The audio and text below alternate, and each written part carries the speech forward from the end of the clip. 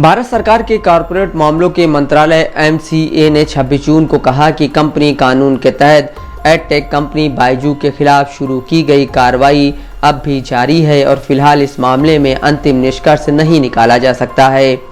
दरअसल पिछले साल भारत सरकार ने बायजू के खिलाफ जांच शुरू की थी।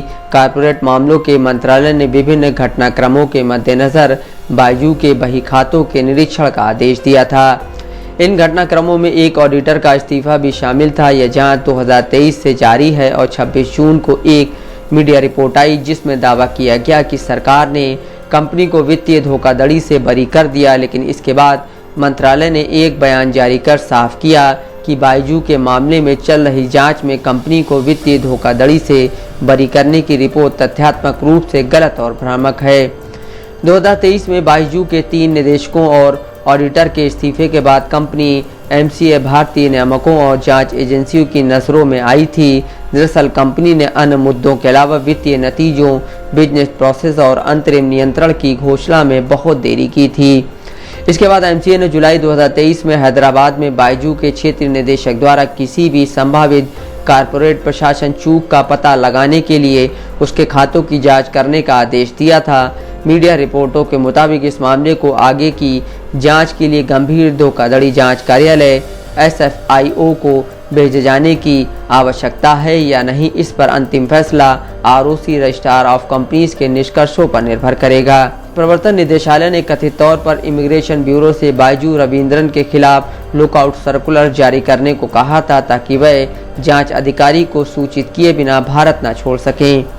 बायजू रविंद्रन कंपनी के फाउंडर और मुख्य कार्यकारी अधिकारी हैं। उनकी पत्नी दिव्या गोकुलनाथ भी संस्थापक हैं। उनके भाई रिजू रविंद्रन भी प्रमोटर समूह के हिस्से के रूप में कंपनी में हिस्सेदारी रखते हैं और कंपनी के बोर्ड में भी शामिल हैं। बायजू कभी 22 अरब डॉलर की वैल्यूएशन के साथ देश का सबसे मूल्यवान स्टार्टअप था, लेकिन अब यह कंपनी नकदी की कमी से जूझ रही है और भारत और विदेशों में निवेशकों और ऋणदाताओं के साथ दिवालियापन के मामले से जूझ रही है। 24 जून को बायजू को एक और झटका तब लगा जब डच इन्वेस्टमेंट कंपनी प्रोसेस ने अपना निवेश घटाकर शून्य कर दिया।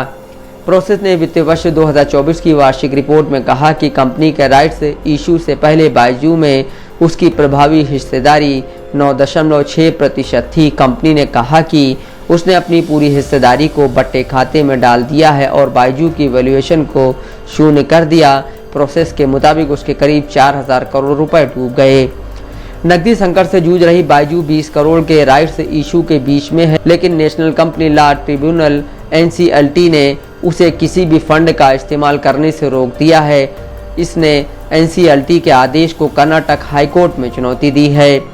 बायजू अपने कर्ज चुकाने से लेकर कर्मचारी को वेतन देने के लिए भी जूझ रही है। कानूनी पचड़े में पड़ने के बाद उसका बिजनेस भी प्रभावित हुआ है।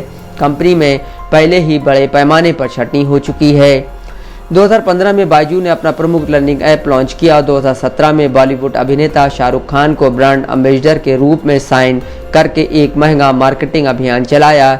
2016 और 2020 के बीच कंपनी को journal Atlantic, zone Zuckerberg initiative, black rock और शिकोया कैपिटल जैसे वैश्विक निवेशकों से फंडिंग मिली। बायजू 2019 से 2023 तक भारतीय क्रिकेट टीम की जर्सी स्पॉन्सर थी और 2022 में कतर में हुए फीफा वर्ल्ड कप का आधिकारिक प्रोजेक्ट थी। वर्ल्ड कप से पहले कंपनी ने लियोनेल मेसी को अपने सामाजिक प्रभाव शाखा के वैश्विक ब्रांड एम्बेसडर के रूप में साइन किया था। कोविड-19 महामारी के 2 सालों के दौरान बायजू के बिजनेस में काफ़ी बढ़त देखी गई थी। महामारी के दौरान बच्चों ने ऑनलाइन शिक्षा के लिए बायजू की ओर रुख किया, लेकिन जैसे जैसे महामारी का असर कम हुआ और कक्षाएं फिर शुरू हुई, बायजू की एक के बाद एक मुश्किलें बढ़ने लगीं। Bureau report, Dastak live news.